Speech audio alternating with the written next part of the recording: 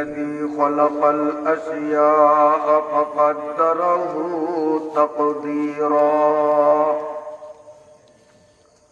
وصور شكل الإنسان فأحسنه تصويرا ومنحه بالعقل فجعله سميعا بصيرا وأنزل القرآن مبينا للحلال والحرام فجعله كتابا منيرا وأرسل نبيه محمدا إلى كافة الناس فجعله بشيرا ونذيرا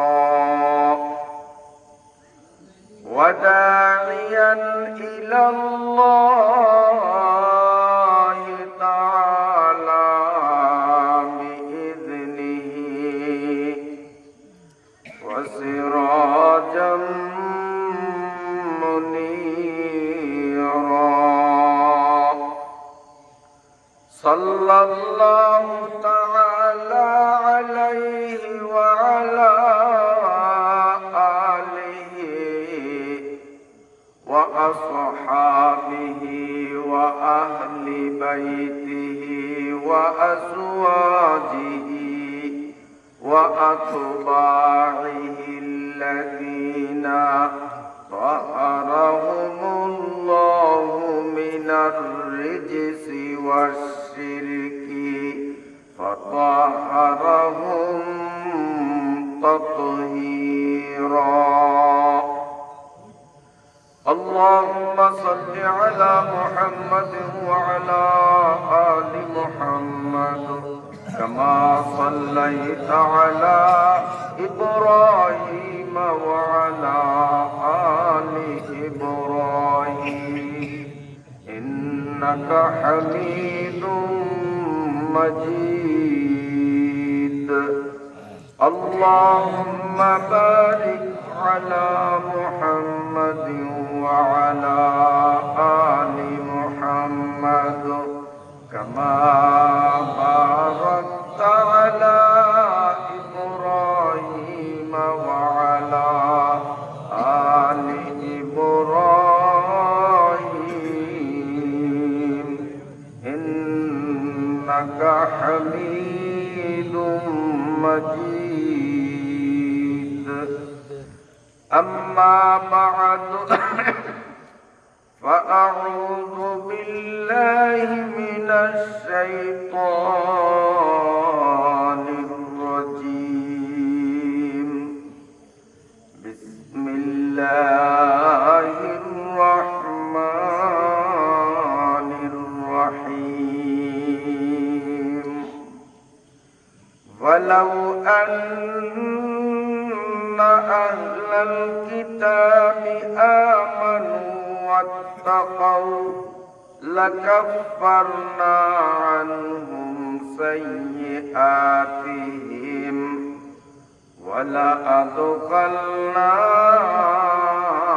ولأدخلناهم جنات النعيم ولو أنهم أقاموا التوراة والإنجيل وما أنزل إليهم من ربهم لأكلوا من فوقهم ومن تحت أرجلهم منهم أمة مقتصدة وكثير منهم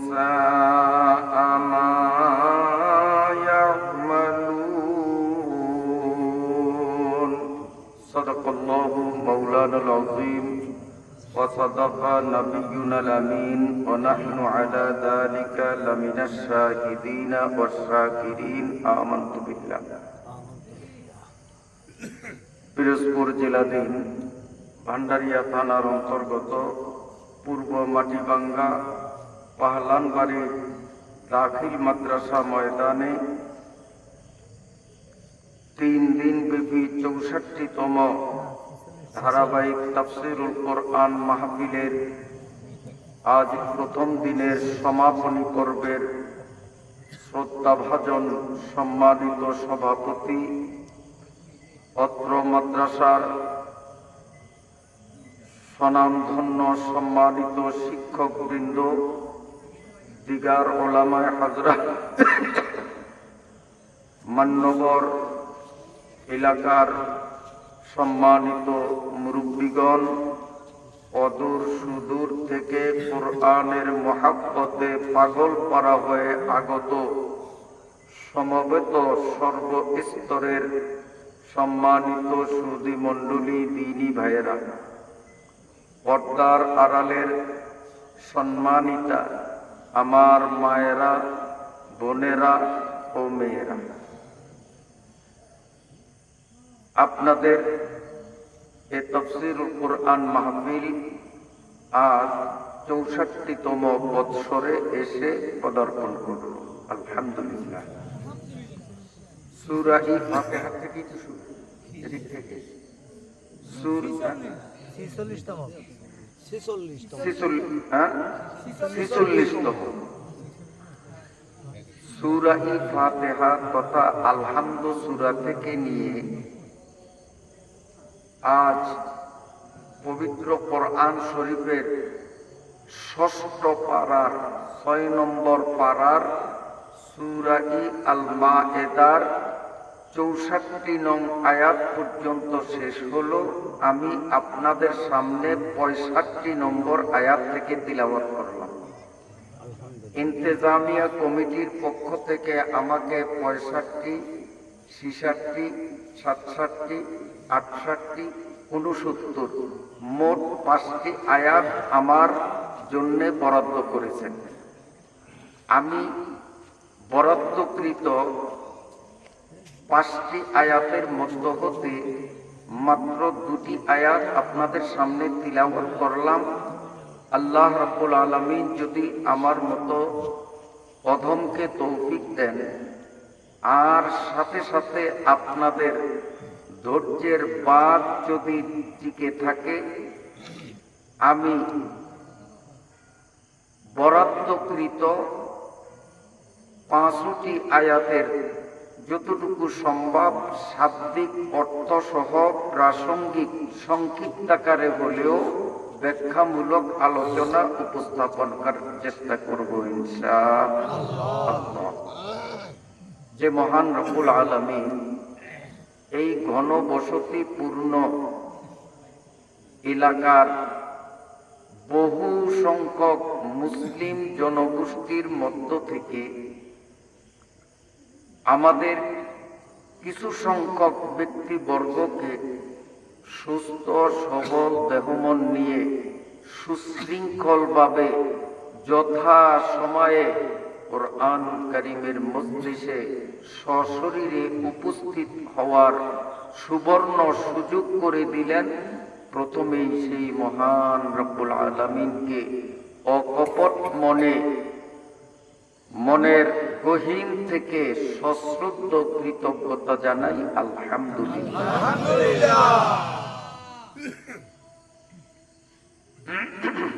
কোরআনুল কারীম আমরা দুর্ভাগ্যজনিত কারণ হলেও সত্য কথা, অনেক মুসলমান দেখে দেখে পড়তেও জানি না। কথা ঠিক না বেঠিক? আবার যারা কোরআন শরীফ দেখে দেখে রিডিং পড়তে পারি, অর্থ বুঝি না। যারা আরবি ভাষায় কিছুটা লেখাপড়া করেছেন তারা দেখেও পড়তে পারেন, শাব্দিক অর্থ বোঝেন, সঠিক ব্যাখ্যা উদ্ঘাটন করার যোগ্যতা নাই। ঠিক না বেঠিক?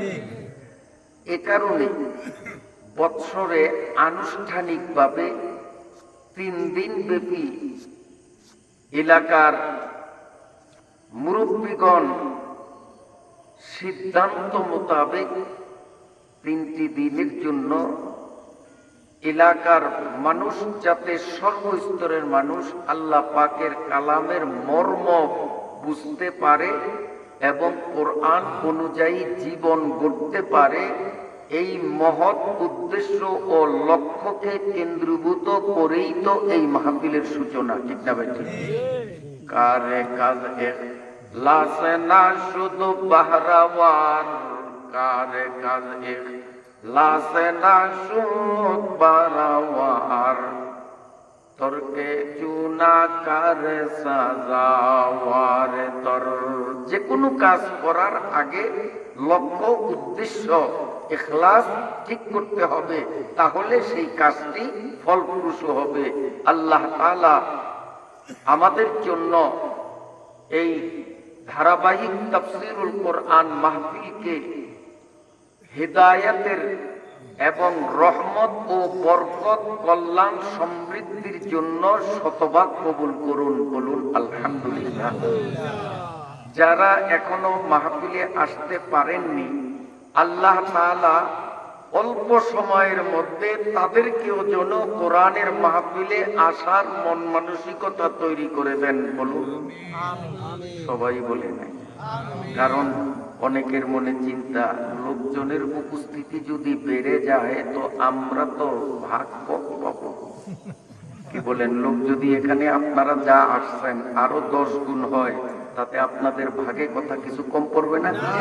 তো আমিন কেন বললেন না? জোরে বলুন আমিন।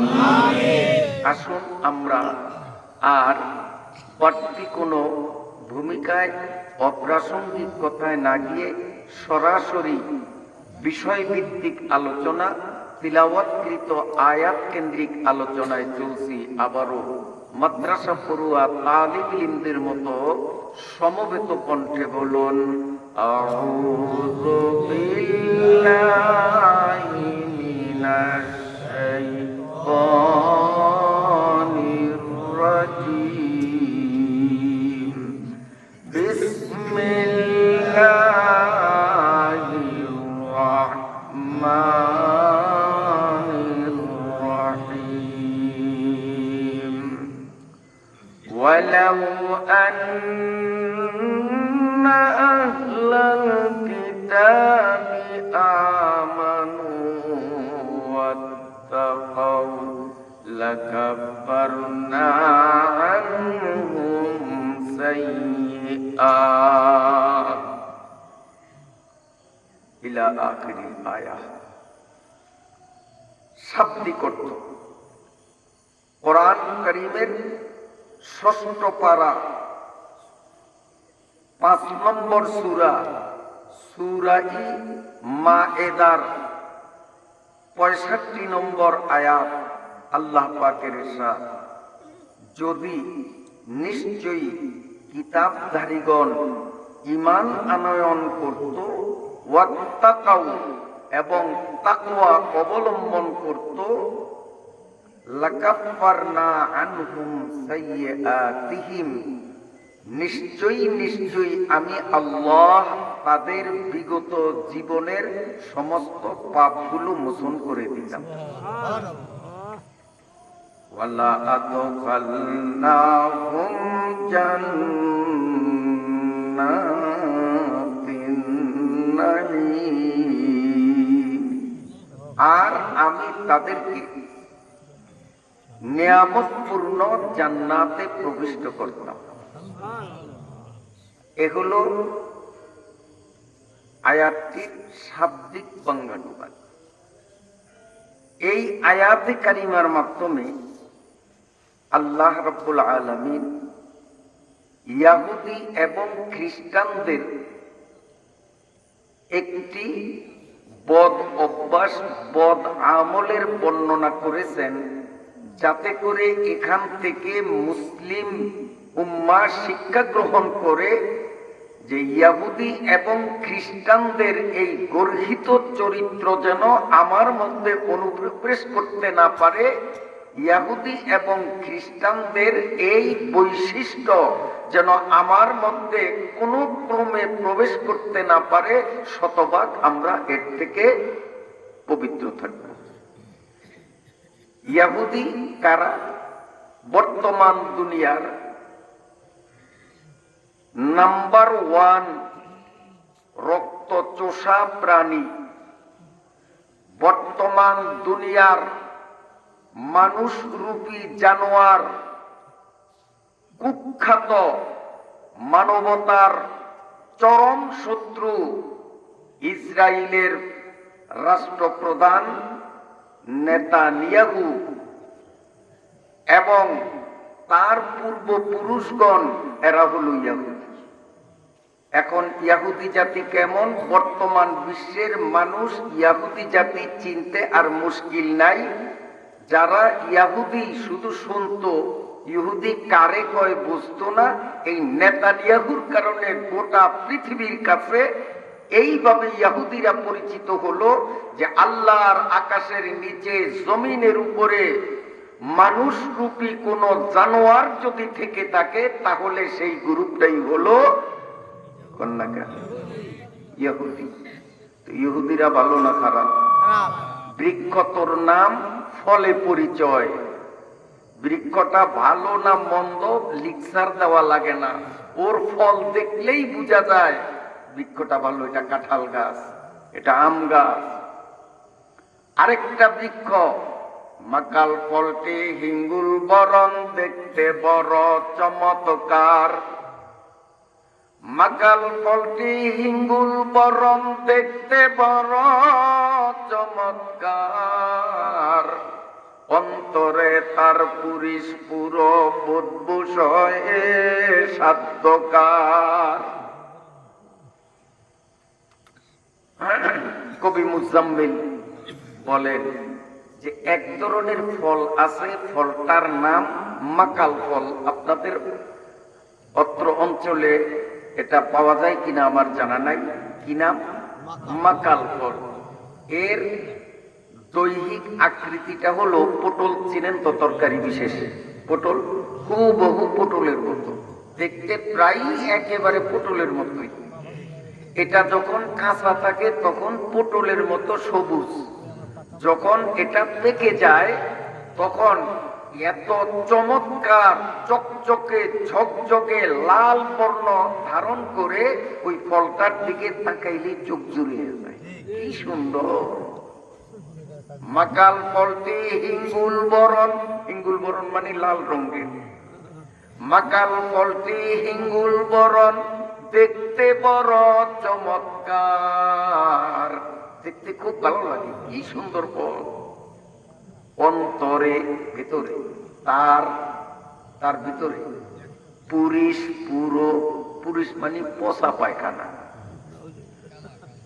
পচা পায়খানা, পায়খানা এক জায়গায় দীর্ঘদিন জমে থাকার কারণে এটা বাসি হয়ে পচে দুর্বিষহ একটা দুর্গন্ধ ছড়ায়, পরিবেশকে দূষিত করে। অন্তরে তার পুরিশ পুরো। কবি মুজাম্মেল বলেন এই ফলটার ভেতরে যদি এটাকে ভাঙ্গা হয় তো ওর মধ্যে পাওয়া যাবে পচা পায়খানার মতো এক ধরনের জিনিস, বদবুসহে সাধ্যকার। তার দুর্গন্ধ সহ্য করার মতো শক্তি কার আছে? কারণ বন্ধুরা আমার, ঠিক মাকাল ফল যেমন দেখতে সুন্দর, তার চরিত্র খারাপ। বর্তমান পৃথিবীর বিশ্ব সন্ত্রাসী, আন্তর্জাতিক মানের মৃত্যুক লম্পট, মানব জাতির চরম শত্রু আমেরিকার রাষ্ট্রপ্রধান প্রেসিডেন্ট ডোনাল্ড ট্রাম্প আর নেতানিয়াহু, এই দুইটা যেন বর্তমান পৃথিবীর জন্য মাকাল ফল। এগুলো মাকাল ফলের চেয়েও বিষাক্ত, মানবতার চরম শত্রু। অথচ অত্যন্ত দুঃখের সাথে না বলে পারছি না, ইসলাম ও মুসলমানদের আন্তর্জাতিক মানের শত্রু ইহুদি আর খ্রিস্টান, মুসলমানের সন্তানরা ইহুদি আর খ্রিস্টানদের কৃষ্টি কালচার, তাদের বেশভূষা, তাদের আচার আচরণ, তাদের শিক্ষা, তাদের নীতি গর্বের সাথে বরণ করে মুসলমানের সন্তান নবী, রসুল, আলেম, উলামা, পীর, বুজুর্গদের চাল চলন, তাদের নিয়ম নীতি ফলন করাকে লজ্জাবোধ মনে করে, কথা ঠিক না বেঠিক? শত্রুটা ভালো লাগে, বন্ধুটা ভালো লাগে না। এর চেয়ে বড় বিবেকহীন, নিমক হারাম, এর চেয়ে বড় পাগল আল্লাহর জগতে আর হয় না। আল্লাহ রাব্বুল আলামিন তাই বলেন, ইহুদি জাতিরা এমনই অসভ্য জাতি, এই ইহুদি জাতি এবং খ্রিস্টান জাতি, আহলে কিতাব অর্থাৎ নেতানিয়াহু আর ডোনাল্ড ট্রাম্পের দল। নেতানিয়াহুর দল হলো ইয়াহুদ, ডোনাল্ড ট্রাম্প দল হলো খ্রিস্টান।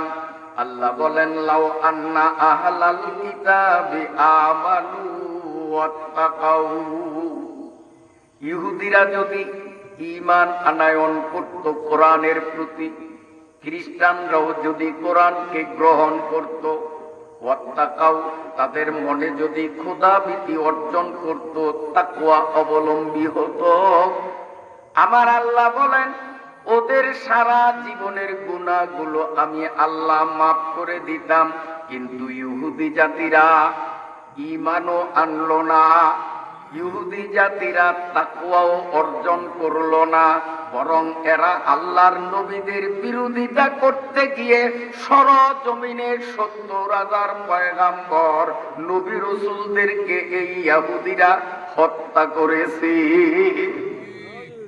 আজ তো ডোনাল্ড ট্রাম্প আর নেতানিয়াহু সাধারণ মুসলমানদেরকে ইরানে, ইরাকে, ফিলিস্তিনে সাধারণ মুসলমান মারে, কিন্তু এদের পূর্বপুরুষরা আল্লাহর নবী রসুলদেরকে সরাসরি হত্যা করছে। এই নবী রসুল মারা পার্টি এরা, এরা কত জঘন্য পার্টি, অথচ তাদের আদর্শ আজ মুসলমান পালন করাকে গর্ব মনে করে, জেন্টেলিটি আর ভদ্রতা মনে করে। আসলে পৃথিবীর চরম অসভ্য অভদ্র জাতি দুইটা জাতি, একটা হলো ইহুদি আর একটা হলো খ্রিস্টান। ইহুদি আর খ্রিস্টানরা কোরআনের প্রতি ঈমানও আনলো না, তাকওয়া অবলম্বন তারা করতে পারলো না। এই আয়াতে আল্লাহ শিক্ষা দিলেন কোরআনের প্রতি অবিচল অগাধ বিশ্বাস না রাখা, তাকওয়া তথা খোদা ভীতির ইসলাম অন্তরে না দেওয়া, এটা একমাত্র ইহুদি আর খ্রিস্টানদের জন্য সম্ভব হতে পারে। দুনিয়ার কোন মুসলমান এই গুণ অর্জন করতে পারে না। মুসলমানদের স্বভাব হবে এর উল্টোটা। মুসলমানরা আল্লাহর কোরআনের বিসমিল্লাহ থেকে নিয়ে মিনাল জিন্নাতি অন্নাস পর্যন্ত 30 পারা কোরআনকেই বিশ্বাস করা লাগবে। ঠিক আছে নি? 30 পারা কোরআন। এই কোরআনের মধ্যে নামাজের বর্ণনা আছে না নাই? রোজার কথা আছে না নাই? পর্দা পুশিদার ব্যাপারে আছে কি নাই? ব্যবসা বাণিজ্য সম্পর্কে আছে না নাই? অর্থনীতি, রাজনীতি, সমাজনীতি, সালিশ ব্যবস্থা, এক কথায় এমন কোন একটা দিক খুঁজে পাবেন না যেইটার বিষয়ে কোরআনের মধ্যে বিধান পাওয়া যাবে না। সর্ব বিষয়ে তিবিয়ান কোরআনকে বলা হয়েছে। সব সমস্যার সমাধান সন্নিবেশিত করেই আল্লাহ তাআলা কোরআনুল কারীমকে তৈরি করেছেন। সুবহানাল্লাহ। এতে সব কিছু আছে। আমার ব্যবসা বাণিজ্য, আমার আত্মীয় স্বজনদের সাথে সম্পর্ক, প্রতিবেশীর সাথে সম্পর্ক, এক কথায় সব কিছুর বিধান কোরআনে আছে না নাই?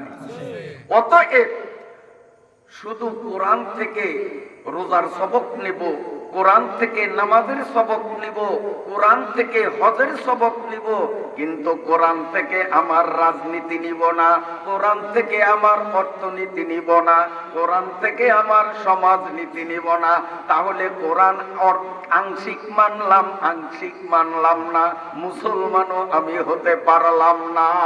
আফাতুমিনুনা বিবাযিল কিতাব ওয়া তাকফুরুনা বিবাযিল কিতাব। কিতাবের কিছু মানবা আর কিছু মানবা না, তাহলে রেজাল্ট হবে, পরিণাম হবে, তুমি মুমিনও হতে পারবা না।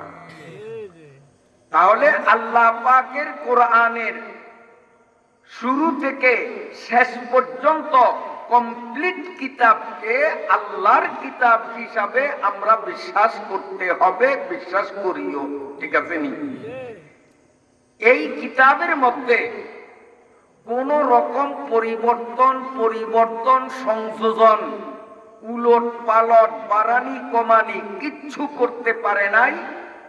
১৫০০ বছর আগে কোরআন শরীফ যেভাবে নাজিল হয়েছে আজও সেভাবে আছে, কিয়ামত পর্যন্ত থাকবে।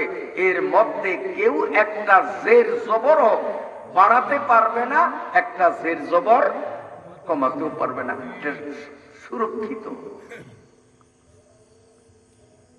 এই যে কোরআন যেভাবে নাজিল হয়েছে সেভাবেই আছে, এর মধ্যে কোনো রদবদল, উলট পলট, সংস্কার কেউ করতে পারেনি।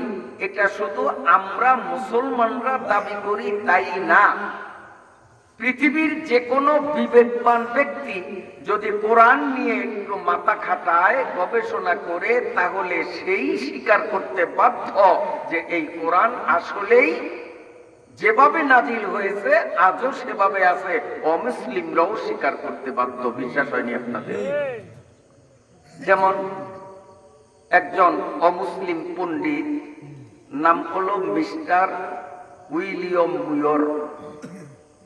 তিনি কোরআনের মধ্যে উলট পুলট আছে কিনা, ভুল তথ্য এতে আছে কিনা, এটা খোঁজার জন্য দীর্ঘদিন পর্যন্ত কোরআন নিয়ে গবেষণা করছে। করার পরে কোরআনের সামনে লজ্জিত হয়ে অবনত মস্তকে সে দুনিয়াবাসীর সামনে বক্তব্য দিল, there is probably in the world no other book which has remind with so pure a text. তিনি বলেন যে এই পৃথিবীতে সঠিক অরিজিনাল কোন ধর্মগ্রন্থ যদি থেকে থাকে তো কোরআন ছাড়া দ্বিতীয় আর কিছু পাওয়া যাবে না। খ্রিস্টানের উক্তি। আরেকজন খ্রিস্টান, তার নাম mister Arthur J Arberry. Mister Arthur J Arberry তিনিও দীর্ঘদিন পর্যন্ত এক নিরিবিলি ভাবে বদ্ধ রুমে একাই কিভাবে গভীর মনোযোগে কোরআন নিয়ে গবেষণা করে দেখি এর মধ্যে কিছু উলট পালট, ভুল ভ্রান্তি খুঁজে বের করা যায় কিনা।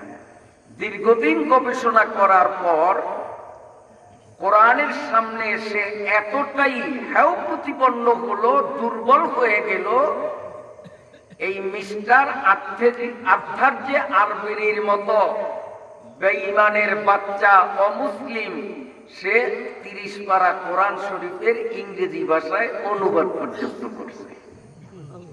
এবং এই মিস্টার আর্থার যে আরবেরি আরবি কোরআনের ইংরেজিতে ভাষান্তর, ট্রান্সলেশন, অনুবাদ যে করছেন, সে ভূমিকার মধ্যে কয়েক পৃষ্ঠা ব্যাপী কোরআনের প্রশংসায় অনেক লম্বা চূড়া বক্তব্য দিয়েছেন।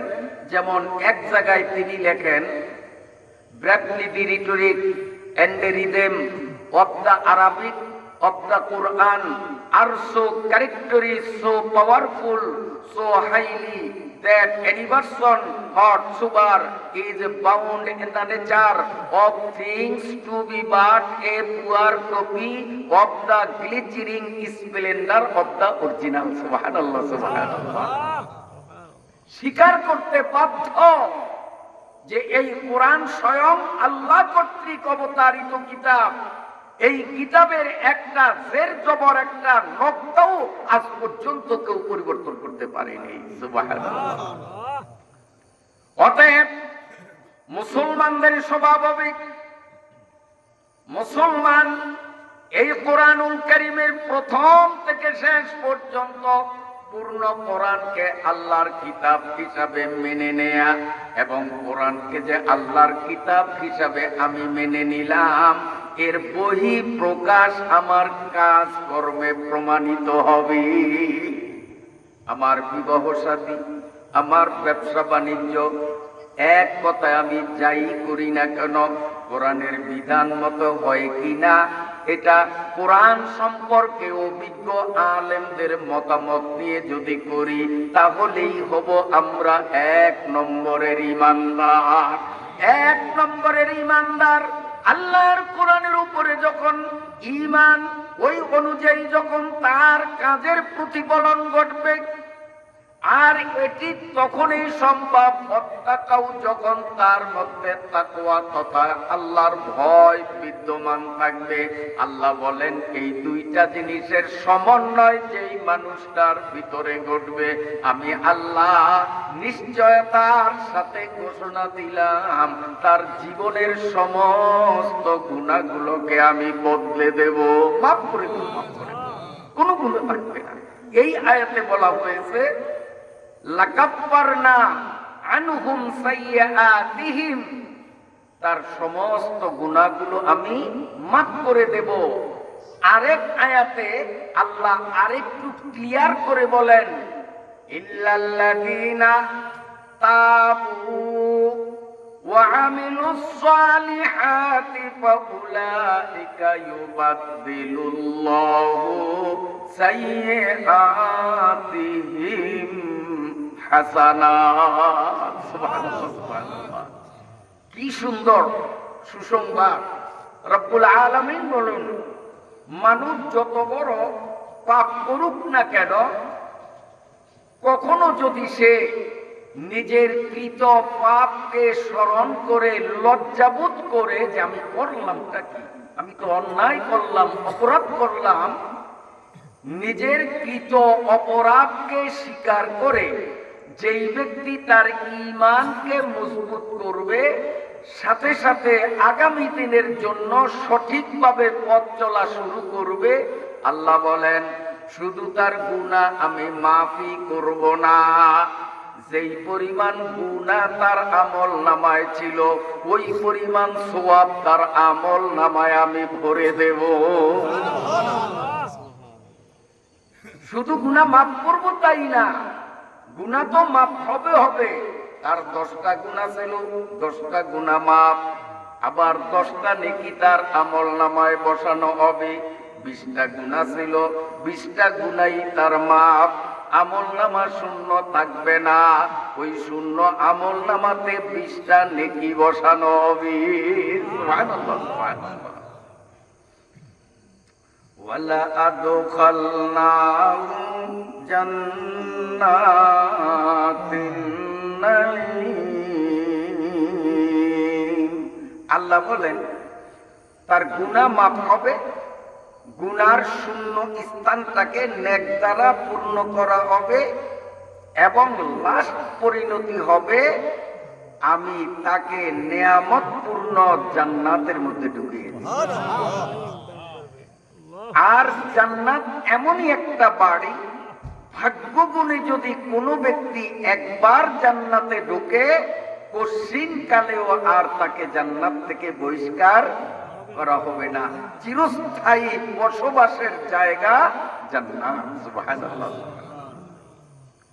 ওয়ালাউ আন্নাহুম আকামুত তাওরাতা ওয়াল ইনজিল ওয়া মা উনজিলা ইলাইহিম মির রাব্বিহিম লাআকালু মিন ফাওকিহিম ওয়া মিন তাহতি আরজুলিহিম মিনহুম উম্মাতুম মুকতাসিদা ওয়া কাসীরুম মিনহুম সাআ মা ইয়ামালুন। সুবহানাল্লাহ।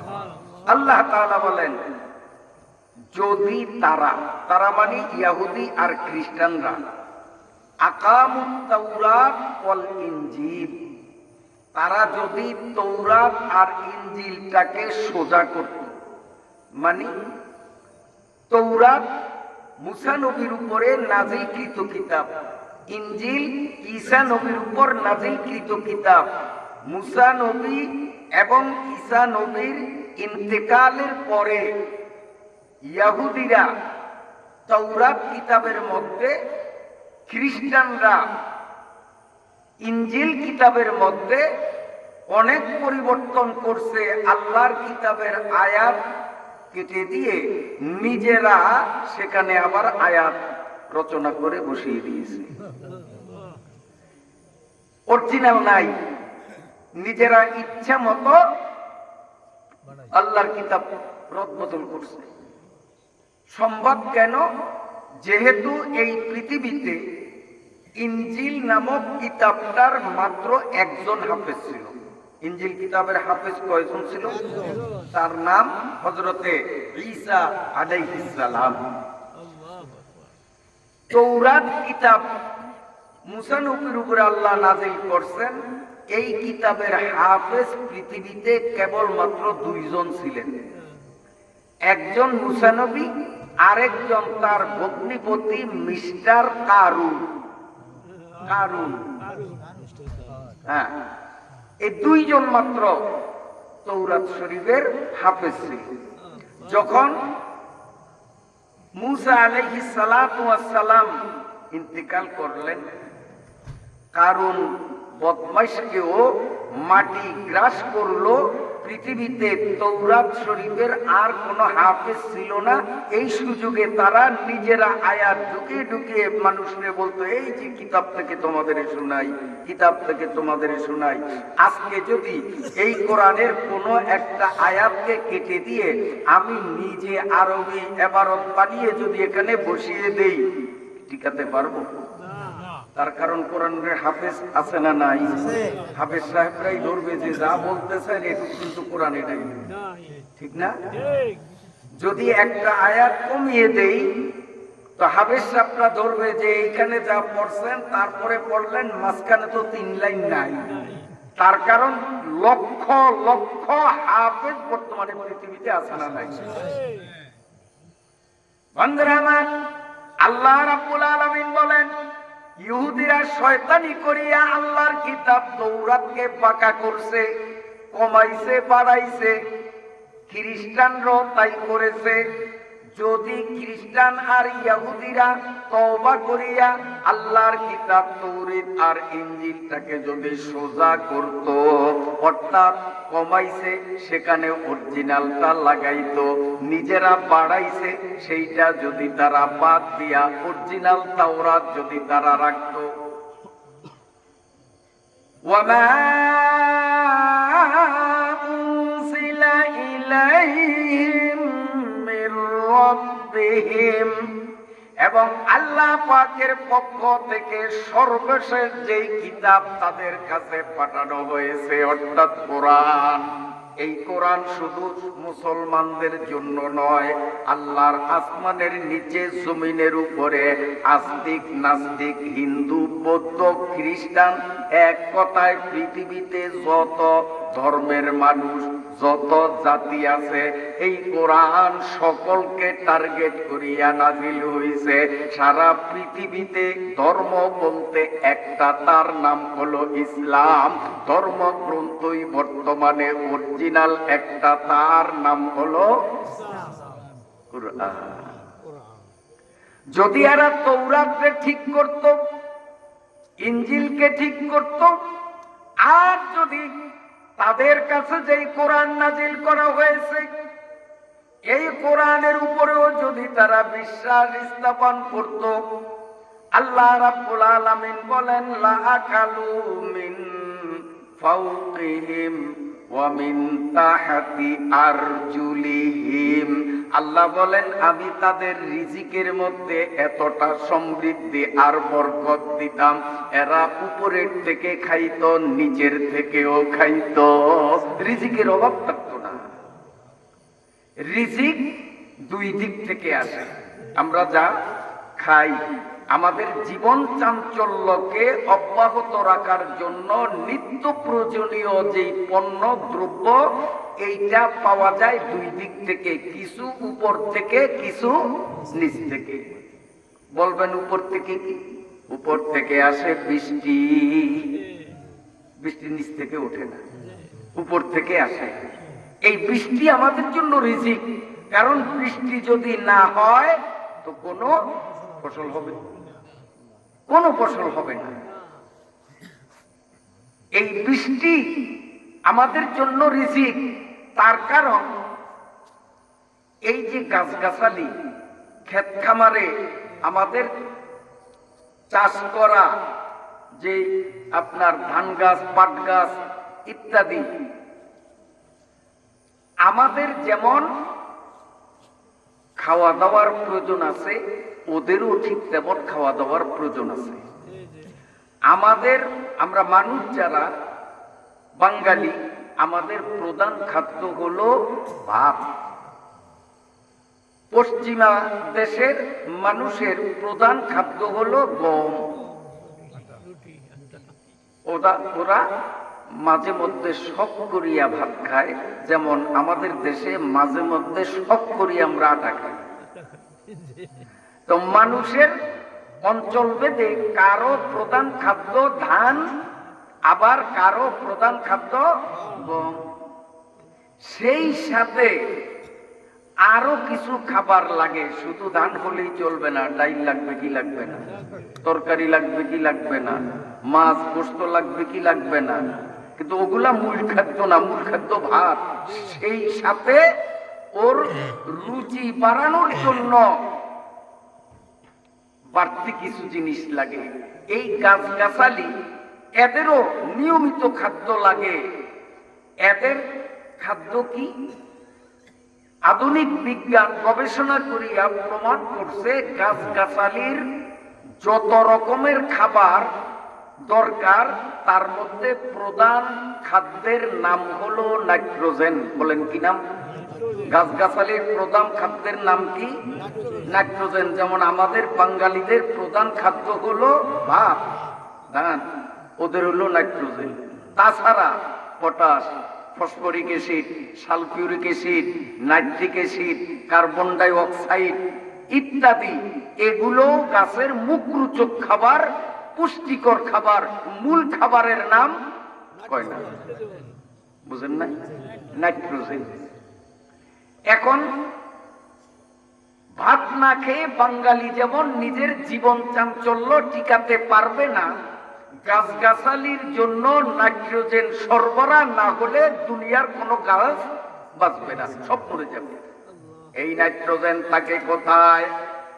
বিজ্ঞানীরা অনুসন্ধান করিয়া দেখলো, আমাদের মাটির থেকে 1.25 মাইল বা 1.5 মাইল উপরে, 2-2.5 কিলোমিটার উপরে, এই বাতাসের সাথে প্রতি বর্গ কিলোমিটারে 2 কোটি টন নাইট্রোজেন ভাসতেছে। এই বাতাসের সাথে ভাসে। কেমনে ভাসে? মাঝে মধ্যে আমাদের দেশে ঘূর্ণিঝড় হয়, ঘূর্ণিঝড় বাতাসে ধুলাবালি উড়াইয়া আকাশে উৎক্ষেপণ করে। আপনাদের এলাকায় হয় না? কেন হয়? এইটাকে অনেকে গজব মনে করে। আসলে এই ঘূর্ণিঝড়, এইটাও আমাদের জন্য রহমত। কারণ আমরা আল্লাহর বান্দা, আল্লাহ আমাদের ক্ষতিকারক কিচ্ছু করেন না, যা করেন ভালোর জন্যই করেন। না বুঝার কারণে আমরা ক্ষতি মনে করি। কোন দিক যাবো উদাহরণটা দিলে বুঝবেন ভালো। মনে করেন এই মাওলানা সাহেব একটা বিল্ডিং এর পাশ দিয়ে যায়, 5 তলা বিল্ডিং। মাওলানা সাহেবকে টার্গেট করিয়া ছাদের উপর থেকে একজনে একটা মুখ বান্ধা বস্তা ওনার মাথায় ফেলেছে। ফালানোর পরেই উনি তাকে দেখলো, কাউকে দেখা যায় না। তখন উনি মনের কষ্টে এমন গালিগুলোজ আর বকা ঝকা আর বদদোয়া দিতে থাকবে, কোন শুয়োরের পোলা শুয়োর, আমার মতো একজন সম্মানী মানুষ আমাকে শ্রদ্ধা করে সালাম দেয়, আমার মাথায় সে বস্তা নিক্ষেপ করলো, ওরে পাইলে ওর হাড্ডি গুঁড়া করতাম, উনি এরকম বলবে না যে আমারে এত ক্ষতি করলো? কি যে বকাঝকা। কিছুক্ষণ পর চিন্তা করলো, দেখি এটার মধ্যে আছে কি। মুখ খুলিয়েই দেখেছে 1000 টাকার বান্ডিল পুরো বস্তা ভরা। এখন ওনার রাগ আছে। এখনকার বন্ধু, তুই কই রে, বস্তা একটা মাইরা কই পলাইলি, আরো যা আছে সব মার। ঠিক আছে, ঠিক। ও বন্ধু, বস্তা একটা মাইরা পলাইলি কেন? আরো মার, বস্তা আরো মার। প্রথম না বুঝার কারণে ওইটাকে গজব মনে করছে, বুঝার কারণে এখন ওইটা কি হয়ে গেছে? রহমত। এই ঘূর্ণিবায়ু, ঝড় তুফান না বোঝার কারণে অনেকে আল্লাহকে বকাঝকা করে। আসলে ওই বস্তা মারার মতোই এটাও আল্লাহর রহমত। কেমনে? এই ঘূর্ণিঝড় ভূপৃষ্ঠ থেকে বালি কণাগুলোকে উড়াইয়া উপরে উঠায়। এই 1.5-2 কিলোমিটার উপরে এই ধূলি কণাগুলো পুরা আকাশ ছেয়ে যায়, আর নাইট্রোজেন গুলো ওই ধূলি কণার সাথে একাকার হয়ে মিশেই আকাশে ভাসতে থাকে। বিজ্ঞানীরা প্রমাণ করেছে, যেই বছর পৃথিবীর মাটিতে ঘূর্ণিঝড় কম হয়, কোন অঞ্চলে ভূমিকম্প হয় না, আপনার ঘূর্ণিঝড় হয় না। যেই বছর ঘূর্ণিঝড় পৃথিবীতে কম হয়, আকাশের ধূলিকণার অভাব পূরণ করতে আল্লাহ রাব্বুল আলামিনের কুদরতে উল্কাপাত আসমানে ঘটে। এই উল্কা পিণ্ডগুলো ক্ষুদ্রকার ধূলিকণার রূপ ধারণ করিয়া সম্পূর্ণ আকাশ ছড়াইয়া ধূলিকণার অভাব পূরণ করে। ওই কণার সাথেই নাইট্রোজেন মিশিয়া আকাশে ওড়ে।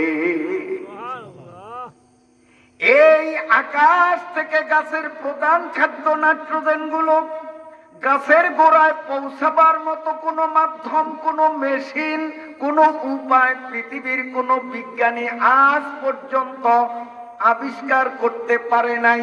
আমার আল্লাহ কোরআন শরীফের মধ্যে এই আয়াতের ব্যাখ্যায় তিনি 30 নম্বর পারায় বলতেছেন, ইন্না সাবাবনাল মা'a সাব্বা সুম্মা শাকাকনাল আরদা শাক্কা ফাআমবাতনা ফিহা হাব্বা ওয়া ইনাবান ওয়া কাযবা ওয়া যাইতুনান ওয়া নাখলা ওয়া হাদাইকা গুলবা। সুবহানাল্লাহ। আল্লাহ বলেন, ও বিজ্ঞানীরা, এই নাইট্রোজেন আকাশ থেকে জমিনে আনার কোন মেশিন তোমরা বানাইতে পারলা না। আমি আল্লাহ এই নাইট্রোজেন নামক রিজিকটা রাখলাম, এইটা জমিনে পৌঁছানোর মেশিন আমি আল্লাহই তৈরি করেছি, সেইটার নাম হলো বৃষ্টি।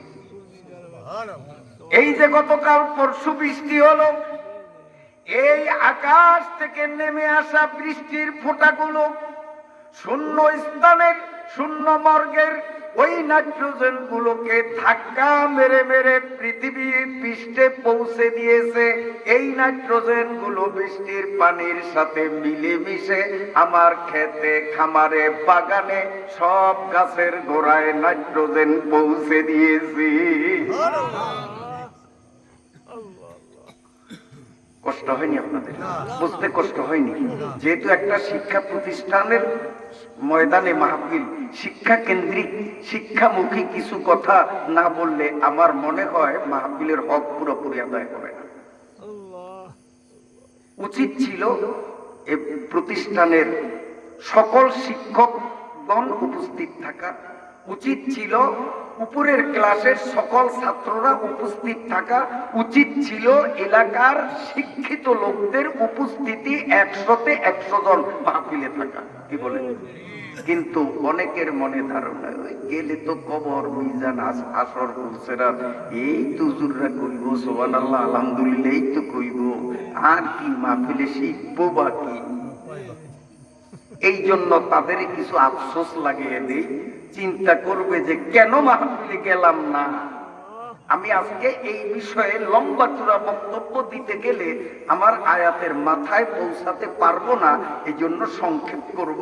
আমি এই বিষয়ে একটা বয়ান করেছিলাম, ইউটিউবে পাবেন, পটুয়াখালী কলেজ মাঠে।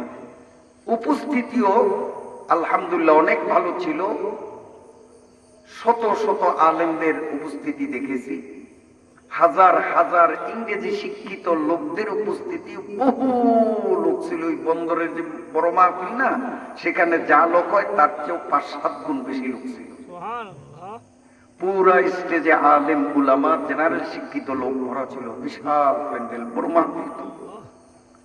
সেখানে আমি 3 ঘন্টা বয়ান করেছি শুধু কৃষি বিজ্ঞানের উপরে, যে কোরআনুল কারীমের মধ্যে এই কৃষিবিদ্যা সম্পর্কিত যে সমস্ত বৈজ্ঞানিক তথ্যগুলো আল্লাহ সন্নিবেশন করেছেন, আমি এই আয়াতগুলোর বৈজ্ঞানিক ব্যাখ্যা যখন দিলাম, আমার চেয়ারের ডান পাশে এক ভদ্রলোক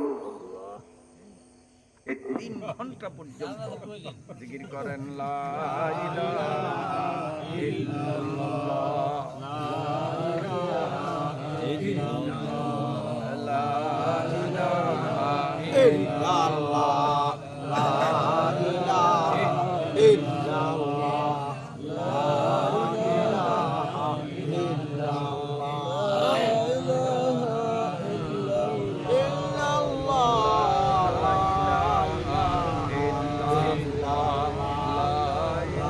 ইলাহা ইল্লাল্লাহ, লা ইলাহা ইল্লাল্লাহ মুহাম্মাদুর রাসূলুল্লাহ। কষ্ট হয়নি আপনাদের? বিরক্ত হননি? এই কথাগুলো বলবো, আগামীকাল ওনারা আসবেন, যে আসলে মাহফিলে না গিয়ে ভুল করছি, শেখার মতো অনেক কিছু ছিল, এমন একটা ধারণা তাদের মধ্যে আসবে। আগামীকাল ইনশাআল্লাহ মাহফিলের ধরন পাল্টে যাবে, আল্লাহ যদি তাদের কবুল করেন। বলবো 2-4 কথা, তো বেশি লম্বা বলবো না, কারণ আয়াত বাই আয়াত আমার 5টি আয়াত শেষ করতে হবে। তো পটুয়াখালী সেখানে ধারাবাহিক তাফসীর ছিল না, যার কারণে সুযোগও পাইছি, শিক্ষিত লোকও ছিল।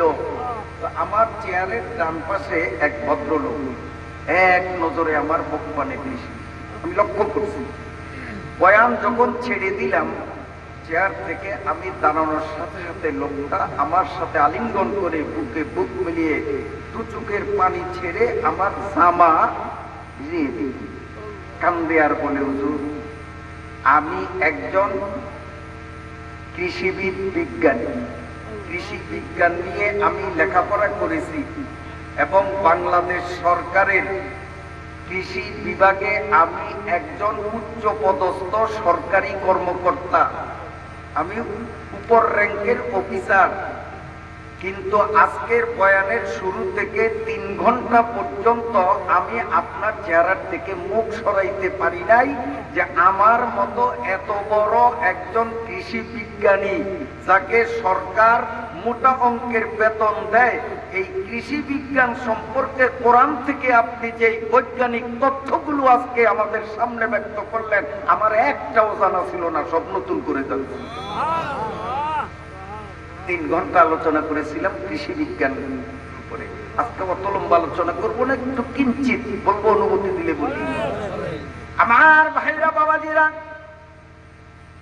এই যে বাঙালিদের প্রধান খাদ্য হলো ধান, তাই বলে ধান যদি ক্ষেতের কিনারে গিয়ে ছাগলের মতো খাওয়া শুরু করি, কি অবস্থা হবে? নারী বুড়ি থাকবে? ওটাকে প্রসেসিং করতে হবে, সিদ্ধ করতে হবে, শুকাতে হবে, রাইস মিলে নিতে হবে, রান্না করে ভাতে পরিণত করতে হবে, ঠিক কিনা? এই আকাশ থেকে বৃষ্টির সাহায্যে আগত নাইট্রোজেন গুলো সরাসরি গাছকে যদি খেতে দেয়া হয়, প্রসেস না করিয়া ডাইরেক্ট যদি তাদেরকে খেতে দেওয়া হয়, এই নাইট্রোজেন হজম করার মতো শক্তি পৃথিবীর কোনো গাছগাছালির নাই। সবগুলোর পেট খারাপ হয়ে যাবে, মরে যাবে। তাই আমার আল্লাহ কত বড় নিপুণ কুদরতের মালিক, আমার আল্লাহ রাব্বুল আলামিন পরওয়ারদিগারে আলম বুঝাইতেছেন, ও দুনিয়ার মানুষরা, এই নাইট্রোজেনকে গাছের আহারে পরিণত করার জন্য, প্রসেস করার জন্য আমি 3টা রাইস মিল বসাইয়া দিলাম। তোমাদের ধানকে প্রসেস করার জন্য ভান্ডারিয়া বন্দরে যেমন রাইস মিলে নাও, আমি আল্লাহ তোমার বাগানে, তোমার খেতে, তোমার জমিনে, তোমার প্রতিটি ফসলের গাছের গোড়ায় 3 ধরনের মেশিন সেটিং করেছি। যেই মেশিনগুলো খোলা চোখে দেখা যায় না, যেই মেশিনগুলো অত্যাধুনিক অনুবীক্ষণ যন্ত্র চোখের সামনে ধরলে এই অনুবীক্ষণ যন্ত্রের মাধ্যমে দেখা যায়, ওই মেশিনগুলো একটার নাম হলো ভিক্টোরিয়া, আরেকটার নাম হলো প্রোটোজোয়া, আরেকটার নাম হলো স্পঞ্জকি। এগুলো একেবারে ছোট্ট ছোট্ট ক্ষুদ্র আকৃতির পোকা। এই পোকাগুলো চোখে দেখা যায় না, মেশিনে দেখা যায়। এই পোকাগুলো বৃষ্টির সাথে আগত নাইট্রোজেন গুলোরে খায়, হজম করিয়া তারা পায়খানা করে একটা রস গাছের গোড়ায় সরবরাহ করে। ওই রস খাইয়াই আমার আম গাছ ফলন্ত হয়, আমার বেল গাছ ফলন্ত হয়, আমার ধান গাছ সুপারি গাছে ফলন আসে, স্বাস্থ্য ভালো হয়। এই ভিক্টোরিয়া, প্রোটোজোয়া, স্পঞ্জকি দুনিয়ার কোনো কৃষিবিদ তৈরি করতে পারে নাই, দুনিয়ার আধুনিক সায়েন্স আর বিজ্ঞান আবিষ্কার করতে পারে নাই। এগুলো আমার আল্লাহ রাব্বুল আলামিন তার নিপুণ কুদরতে আপনাকে আমাকে রিজিকের ফয়সালা করার জন্য উপর থেকে আমার আল্লাহ নাজিল করে দিয়েছেন। তাই আমার আল্লাহ বলেন, লাআকালু মিন ফাওকিহিম ওয়া মিন তাহতি আরজুলিহিম। আল্লাহ বলেন, আমি তাদের রিজিকের ব্যবস্থা উপর থেকেও করতাম, নিচের থেকেও করতাম। এখন উপর থেকে রিজিকের ব্যবস্থা কেমনে আল্লাহ করেন তার একটু মাত্র কিঞ্চিত ছোঁয়া দিলাম। রিজিক কোত্থেকে আসে? এই জন্য আল্লাহ বলেন, আনতুম তাজরাউনাহু আম নাহনুজ যারিউন। আল্লাহ কহে, বান্দা, ধান খাও, পাট খাও, আলু খাও, পেঁয়াজ খাও, কোনদিন চিন্তা করছো এগুলি কি তুমি ফলাইছো না আমি আল্লাহ ফলাইছি? আমি যদি উপর থেকে নাইট্রোজেন না দিতাম তো কিছুই তুমি পারতা না। তুমি বীজ বপন খেতে করতা, ওটা অঙ্কুরিত হয়ে গাছ হতো না, ফলন্ত ফুলন্ত হতো না। এই সব কিছুর পিছনে আমি আল্লাহ তাআলার কারিশমা। সুবহানাল্লাহ, সুবহানাল্লাহ। অফিস সামাই রিজকুকুম, অফিস সামাই রিজকুকুম। আল্লাহ বলেন, তোমাদের রিজিকের গোডাউন আমি রেখেছি উপরে উপরে। লাআকালু মিন ফাওকিহিম। একটু মাত্র বাতাস আসছে, বৃষ্টিও তো নামে নেই। বৃষ্টি নামলে একটা কথা ছিল, এদিক সেদিক আমরা কেন থাকি?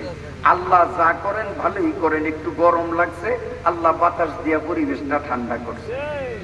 এই মনে করেন মাওলানার মাথায় যেমন বস্তা ফালাইলে প্রথম না বুঝার কারণে বিরক্ত, বুঝলে খুশি। তো না বুঝার কারণে বাতাস দেখা কারো মন খারাপ, উঠাউঠি আরম্ভ করছেন। আসলে এটার মধ্যেও আল্লাহ তাআলা আমাদের জন্য কল্যাণ রেখেছেন। কথা বলবো না, শেষ করবো। আয়াত দিয়েছেন 5টা। এক আয়াত সংক্ষিপ্ত ভাবে বলে এখন দ্বিতীয় আয়াতে ঢুকছে, আরো 3টা তো রয়েই গেছে। বলবো ইনশাআল্লাহ? ধৈর্য কুলাবে তো? আল্লাহ তাআলা আল্লাহর কালাম বুঝার তৌফিক আমাদের দান করেন। আল্লাহর কালাম বুঝে শুনে আল্লাহ পাকের হুকুম মহব্বত পূর্ণ অন্তরে পালন করার তৌফিক আমাকে আপনাকে আল্লাহ তাআলা দান করেন। লাআকালু মিন ফাওকিহিম ওয়া মিন তাহতি আরজুলিহিম। আল্লাহ বলেন আমি নিজ থেকেও তাদেরকে রিজিকের ব্যবস্থা করতাম। নিজ থেকে কেমনে ব্যবস্থা? একটা লাউয়ের বিচি, লাউ বলেন না কদু বলেন, যাই একই কথা। এই লাউ বা কদু ছোট্ট একটা বিচি আপনি ভিজা মাটির মধ্যে পুঁতলেন। স্বাভাবিক নিয়মে মাটির ভিতরে শক্ত লোহা পুঁতে রাখলে মাটি খাতির করে না, কয়েকদিন পরে দেখা যায় লোহার অস্তিত্ব নাই, ঠিক না? শক্ত কাঠ আপনি মাটির নিচে রাখেন, কয়েকদিন পরে দেখবেন কাঠেরও অস্তিত্ব নাই, মাটি খেয়ে সাবার। কিন্তু কদুর বীজ একটা সাধারণ নরমাল নরম জিনিস, এই ভেজা মাটির মধ্যে পুঁতে রাখলেন, এটা লোহা পচলো, এটা পচলো না, ওইটা ফুললো, এরপরে ফাটলো, অঙ্কুরিত হয়ে চারা গজাইলো, ওই চারার মাথায় আবার ফল দিল। এগুলো কার কুদরত? আল্লাহ বলেন বান্দার রিজিক আমি মাটির নিচ থেকেও দেই। ওই যে আমি কতগুলো আরো নাম বলেছিলাম, potash, phosphoric acid, sulphuric acid, nitric, এই যে কতগুলো জিনিস গাছের পুষ্টিকর খাদ্য, এই পুষ্টিকর খাদ্যগুলো থাকে মাটির মধ্যে। এগুলো আমার আল্লাহ মাটির ভিতর থেকে বের করেন। কেমনে বের করেন তার ব্যাখ্যায় আজকে যাওয়ার সুযোগ নাই। তাহলে এক কথায় বুঝলাম আল্লাহ আমাদের রিজিক দুই জায়গা থেকে সাপ্লাই করেন। এক গোডাউন হলো উপরে, আর এক গোডাউন হলো নিচে।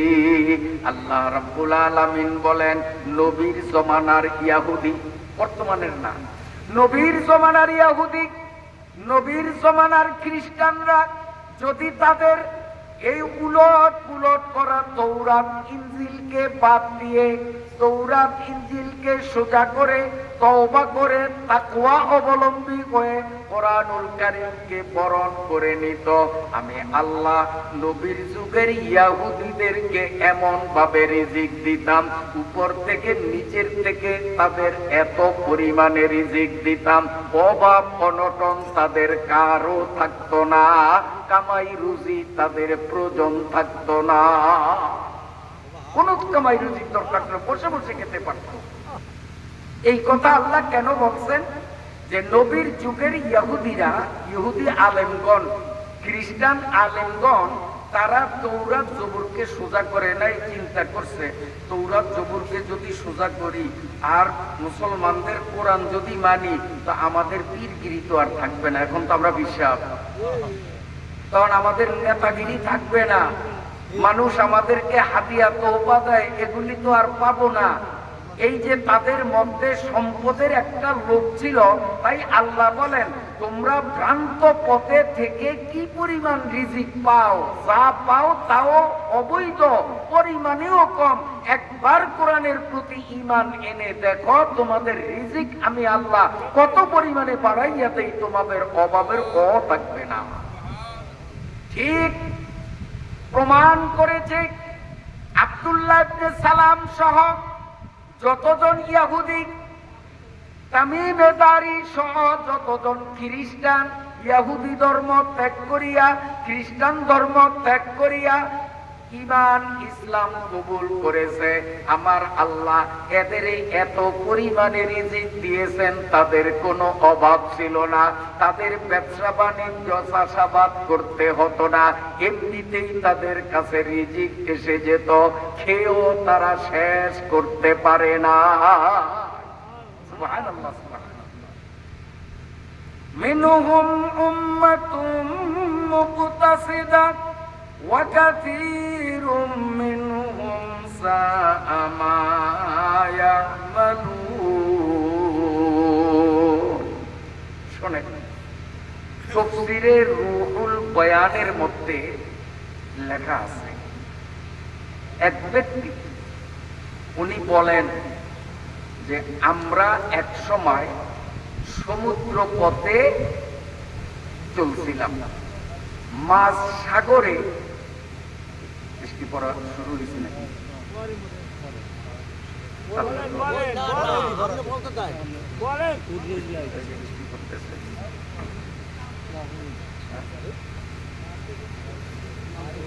বৃষ্টি নামতে পারে। তাহলে আমরা অবস্থার পরিপ্রেক্ষিতে অসমাপ্ত পর্যায়ে এখানে শেষ করব। তবে একটু শুনেন, এখন তো ভালো করে পড়ে না, বৃষ্টি ভিজবেন না, আমি কথা ছেড়ে দিতেছি। আগামীকাল যে হুজুর আসবেন তিনি তো আবার ওই আমার 5 আয়াতের পর থেকে তিলাওয়াত করবেন। যেহেতু আপনাদের ধারাবাহিক তাফসীর, এই ধারাবাহিকতা ঠিক রাখার জন্য আমার 5টা আয়াত আমি শুধু পড়ে দেই, যাতে ধারাবাহিকতাটা যোগসূত্রটা ঠিক থাকে। অবস্থার কারণে তর্জমা ব্যাখ্যা দিব না, শুধু তিলাওয়াত করব। এক এক অক্ষরে 10টা করে নেকি পাবেন ইনশাআল্লাহ। আল্লাহ তাআলা বলেন, আউযু বিল্লাহি মিনাশ শাইতানির রাজিম, বিসমিল্লাহির রহমানির রহিম। ইয়া আইয়ুহার রাসূল বাল্লিগ মা উনজিলা ইলাইকা মির রাব্বিকা ওয়া ইন লাম তাফআল ফামা বাল্লাগতা রিসালাতা ওয়াল্লাহু ইয়াসিমুকা মিনান নাস ইন্নাল্লাহা লা ইয়াহদিল কওমাল কাফিরিন।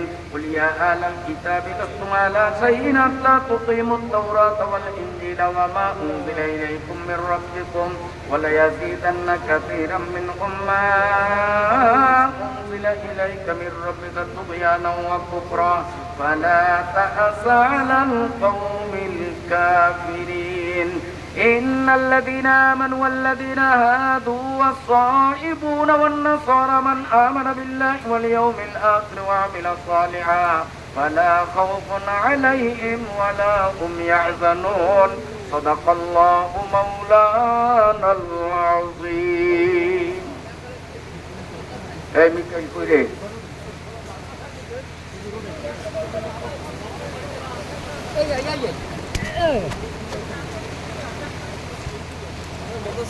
জি